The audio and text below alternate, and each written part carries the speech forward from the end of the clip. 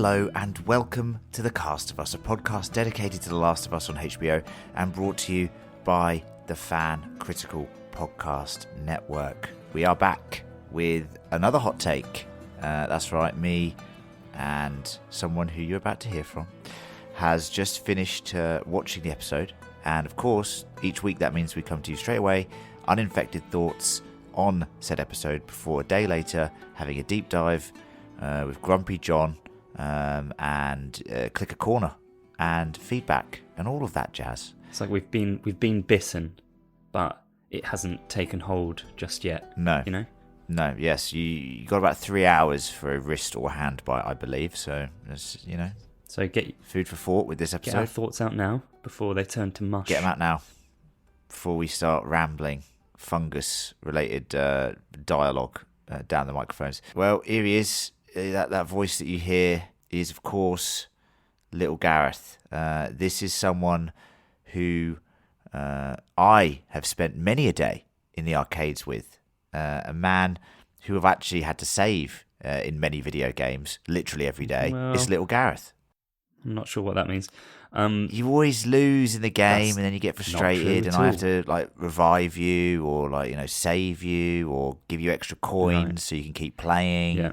One game that happens in, and it's Call of Duty, which you basically... I will say this to you right now, Gareth. I completed TMNT, Turtles in Time, an absolute classic arcade game, and you died before the final boss, and I just beat the final boss, and you were not happy. I can correct you there. It wasn't TMNT, it was Contra. It was Contra. No, we did do TMNT as well. And we completed it together. So great tell one. that story. Good. Yeah? Okay. Yeah. How are you doing? Well, I was fine, and now I'm all fired up. Aggressive. With anger. Well, that's what you need. At your lies. Stop telling We need lies. this aggression in the podcast. That's some of the feedback we've had. Be more aggressive. Not aggressive enough. That's what they've said. Oh. So you see what I'm doing, stoking the fires, the flames. They're stoked. Of course, we've just watched episode 7 of The Last of Us, titled Left Behind, named after The Last of Us Part 1 DLC. And for anyone who doesn't play video games, DLC is downloadable content. It's a piece of the story that is released after the game that sometimes fits seamlessly into it, like the Left Behind DLC did. Now, Gareth, we cannot blueberry score the episode on the hot take. It is against the holy testament of Fan Critical to do so. I have the parchment on my wall right here where it says, "Thou shall not blueberry on the hot take." I've got the stone. I've got the engraved stone. Yes, here. stone. Yes, etched. So with that in mind, what were your thoughts on episode 7 without giving away those delicious blueberries? Blueberries shall remain in my pocket. Not a good place to keep blueberries. Where they belong. Not a good place to keep them. You're asking for trouble. Stains. But I'm going to say this. I'm now at a point with this show where I'm kind of going into every episode and almost hoping that it lets me down a little bit, because it's getting silly how much I'm enjoying it and how much every episode I'm like, yeah, it was very good, wasn't it? I think I loved this one as well. I loved the episode.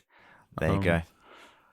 Yeah, I think I won't say why, because basically my hot takes today are just why I loved the episode.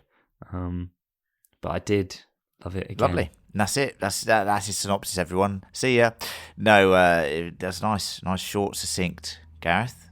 Well, we got to write a little bit more. We got to get write a little bit more for the deep dive, okay? Yeah, well. So I want at least 500 words. You understand?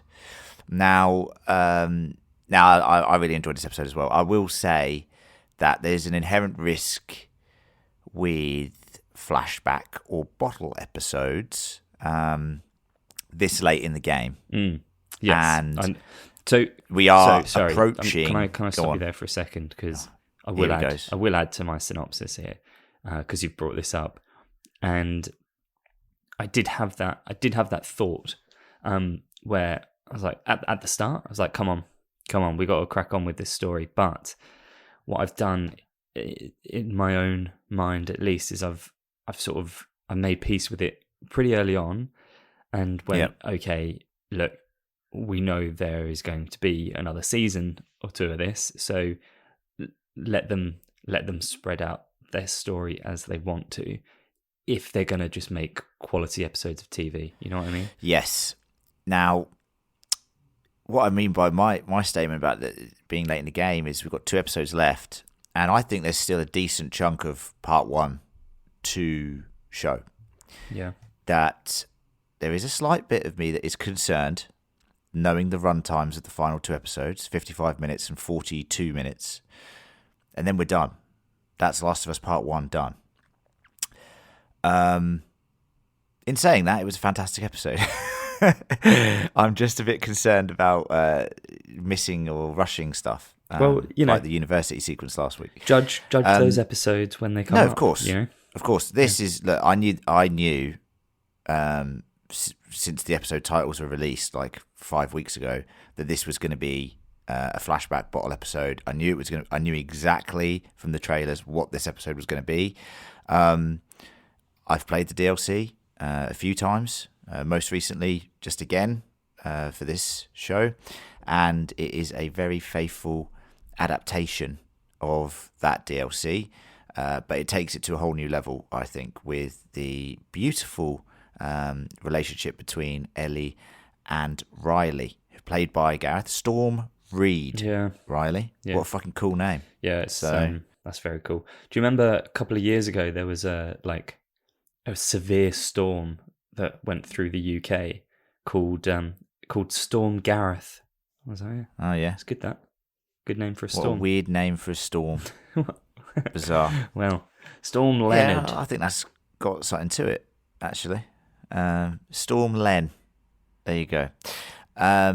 No, I tell you what was a storm. This episode, it was really good. And I do think, worries aside about how we're going to get to the resolution of this season 1, I just think that Bella Ramsey was just flawless in this episode. I can't get over how good she was in this episode, actually. I was just thinking about it earlier.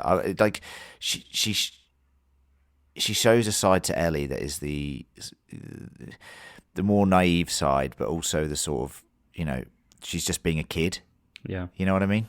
And that, in a show like this, that is like gold dust, because let's just face it, you're never going to see, or very rarely you're going to see that again.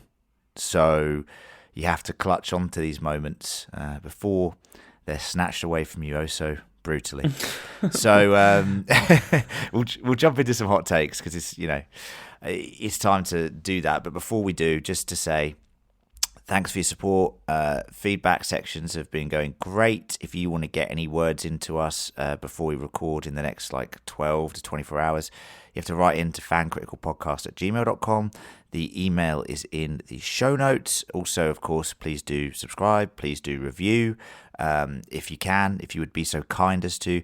And if you do want to support us further, you can go to patreon.com/fancritical and donate some money to us to help us produce these shows. The link is in the show notes as well. Just click it and subscribe if you fancy. So thanks.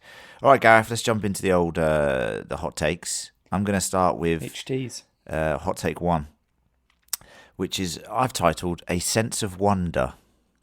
And okay, so stick with me on this. The thing I really liked about the DLC in the game, and also the this episode, is how this mall, where they just get some electricity, is like the best thing that these characters have ever seen in their lives. And to be honest, probably will be, because everything's so fucking bleak. Still one of the coolest nights of their lives. And it's just how the mundane things that we see every day, how they just look at it. Take for granted. I'm not saying we take escalators for granted, Gareth, but they are pretty useful. Well, we do. They're electric stairs, mate. That's. I know. Come on. We, I know. we need to get more of that sense of wonder in our lives. I know. Okay, but I just mean like seeing like Ellie's face when all the lights come on and seeing them react to the photo booth, the carousel, all that stuff. It was just glorious, and that is what I loved in the game as well. It's like their journey through this mall of like relics from the past, and I just love how I felt that sense of wonder through them. If you get what I mean. Yeah, I do. And you know, a lot of the way that this episode was shot was like a more recent romantic coming of age movie that maybe set in the 80s and 90s. Goes beyond just kind of what they're looking at and like the things that they can see, but like their feelings, and you know, it's a love story as well. And of course, you know, the way that Ellie is just so clearly in love with Riley, and like just her looks in her direction, and it's easy. I think at times you could easily forget what this is a show about. Oh, easily, yeah. I mean, like it's and they do. Yeah, they let their guard down way too easily, which ends in tragedy. All right, Gareth, what's hot take 2? Hot take 2 is similar to hot take 1, but I'm going to go slightly more specific. I loved the aesthetic generally of the shopping mall and the 80s and 90s nostalgia that we get from this. You just love the lingerie, yes. didn't you? Yeah. I mean, I've got screen. I was paused on that. Do you know why I was late tonight? Because I was just paused on that scene. Disgusting. Yeah. The nostalgia, like obviously at this time in this show, when it's set, the nostalgia that people are going to feel is for early 2000s, which we were actually talking about yesterday as a nostalgic time for us as well. But it was really cool to get some of that 80s and 90s stuff in there in this episode, from kind of the music choices to obviously the arcade. They had the carousel. Do you know which band that was that the carousel was playing the music of? The Cure. Which is such a cool choice based on the fact that Ellie is the Cure. Is the Cure. Yes. Yeah. No, I loved it, and I loved it's not really one of my hot takes, but the music in general and the rearrangements of the music. Like it was, some of the tracks were like the carousel version of The Cure was like this plinky plonky carousel version of that song, which I thought was very interesting. It was, but then also that scene in particular is one of those that I was talking about a moment ago, where it's like that is a scene that you would see in a coming of age romantic movie. Yeah, of course. Yeah, it was lovely, and of course a little bit of Mortal Kombat as well. Well, I'll go straight into hot take 3, Gareth, and it's arcades for me. Seeing those arcade machines, and then them literally standing in front of them, like, oh my god, what is this? It reminds me of us standing in Tokyo looking at the arcades there, which completely blew us away. And this is way better than the version of the game, because they've actually got the license to show these games. And as video game enthusiasts like we are, especially I would say retro games and arcade games by extension, this was such like a nerdy trip for me. I was like, oh, there's Tetris, oh, there's Frogger. Yeah, Frogger. And then Frogger's in there. Yeah. And then you got Daytona, and of course Mortal Kombat 2, one of the greatest fighting games of all time. Not as good as Street Fighter 2, never will be. However, I loved that sequence, and it just also gave me a huge nostalgia hit whilst I was watching it. And I knew that you would also really enjoy it. I loved it. And I mean, to be honest, my thought was, right, if you've got this, clear out the infected, come and clear it out, and everybody move here. Like, surely take advantage of this arcade. Fedra don't want you having fun, mate. Yeah, they're bad guys. Apparently, no fun allowed. Which is interesting. was an interesting thing we'll talk about in the deep dive about perspectives on who is right and who is wrong here, because I do think that's very interesting. Well, what's your hot take number 4? You know what they say: one man's terrorist is another man's freedom fighter. Yes. My final hot take is Ellie is not a surgeon. I think that's evident. I didn't think you were going to be mentioning this. Go on. Well, yeah. I mean, where's that needle come from? Has it been disinfected? She hasn't even heated it. 20 years it's been in that cupboard. Yeah. 20 fucking gathering years. Dust and virus, probably. Nah, it's similar in the game. Like, you see, obviously you know, but you see her handiwork, and I'm doing quotation marks, and it looks abysmal. Yeah. I know she's trying, but I wouldn't be good old college try. I wouldn't be keen to be on the receiving end of that. But you know what it does show is she had the opportunity just to leave, and obviously is choosing not to leave Joel behind, but to come back and save him. It would be out of order, in my opinion, if she did, when she just fucking had a go at him last week, saying, everyone's left me but you, if then she fucked off. So there's no way she could. No, she would never do that. But, I mean, no. The narrative kind of... It tried to make you think, like, oh, she's going to leave. There's no way she's fucking leaving. She's opened the door. That obviously wasn't going to happen. I don't think many people would have been fooled by that, but they obviously... Well, maybe John, you know, is very, like, he would have been like, oh, what's this? She better not leave him. And then, you know, we'd have to talk him round. How annoying, she's leaving. This is stupid. One bloob.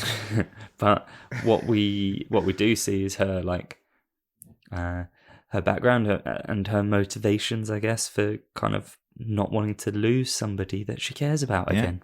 And that rolls into the final hot take of this hot take episode, which is Ellie and Riley. I've just put it as a hot take, and we're going to talk a load about this in the deep dive, especially in Clicker Corner. But this was such a great, interpretation of their relationship, and it's no secret in the game that, like, Ellie's gay, and the relationship with Riley is so important in helping us understand her as a character, her love for Riley, and the truly tragic end to their relationship, their very short-lived relationship, and finally, like, expressing their feelings,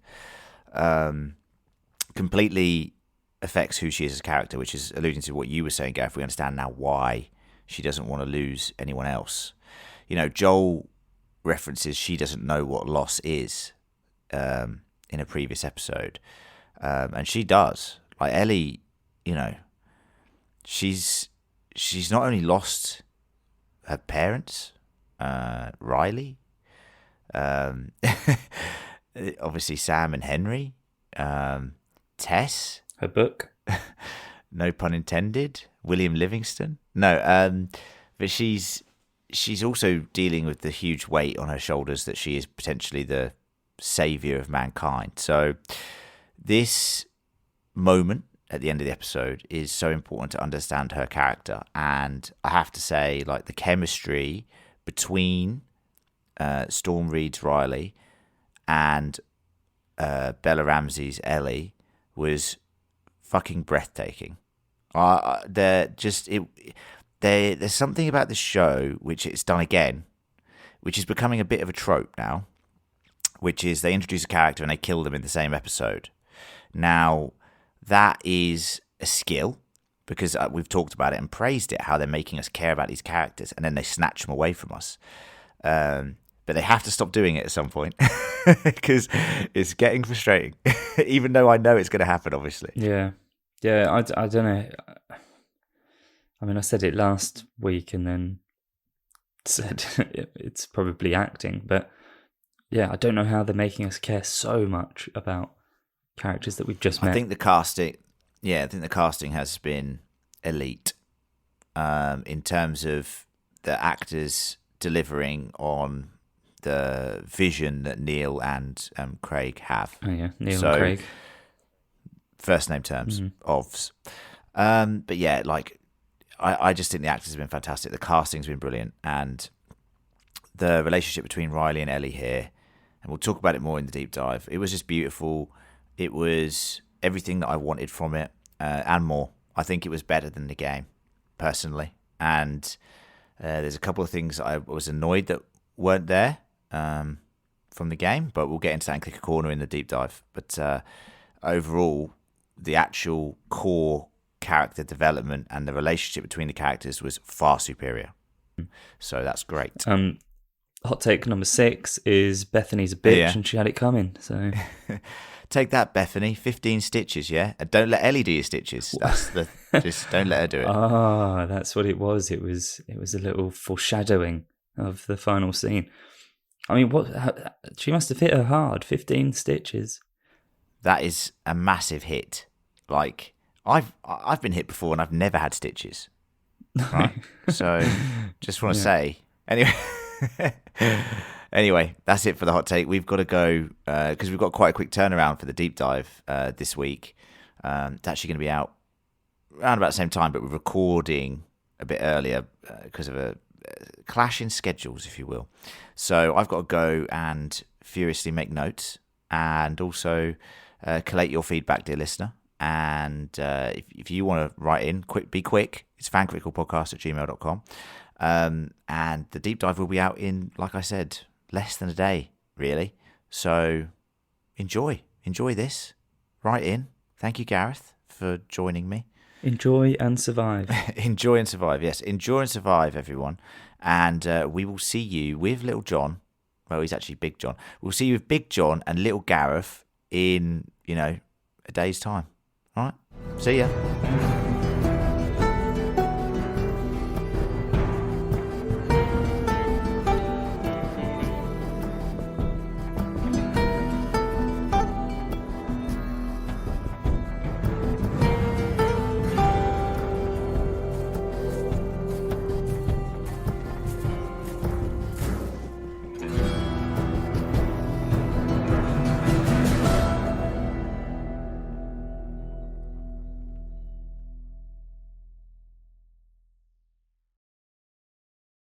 They say money can't buy happiness, but yes, it does. If you find $5 on the sidewalk, you're pretty happy. Now imagine that happening all the time. With the Upside app, you find cash in places you never expected. Restaurants, grocery stores, gas stations, all the places you go. There's cash back waiting for you to find it. Will Upside solve all your problems? We can't promise that. But it will give you a little something extra so you can treat yourself. And there's nothing like a few unexpected bucks to brighten your day. That's life on the Upside. Download it today. Get the free Upside app and use promo code GoodLife10 for an extra $10 cash back on your first purchase of $10 or more. That's promo code GOODLIFE10 for an extra $10 on the free Upside app. Start living life on the Upside with the free Upside app. Welcome to BreezeLine, where the sky's the limit thanks to better internet. With lightning-fast speeds up to 1 gig, you can game like a boss, stream like a pro, and watch like there's no tomorrow. Stream, watch, post, send, and trend. Do it all with our fiber-powered network, bringing you reliable, fast internet. Welcome to BreezeLine. Visit breezeline.com for latest offers. Service subject to availability. New customers in select areas only. Visit breezeline.com for details.